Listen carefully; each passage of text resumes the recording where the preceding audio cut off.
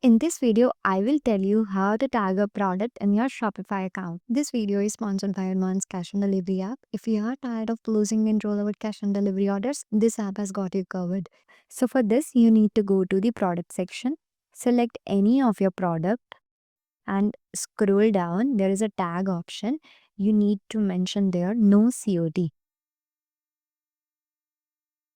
You can see tag has been added. Now save your changes. So that's it. You have successfully set up how to tag a product in your Shopify account. If you like this video, then do like, share, comment, and subscribe. Thanks for watching and happy selling.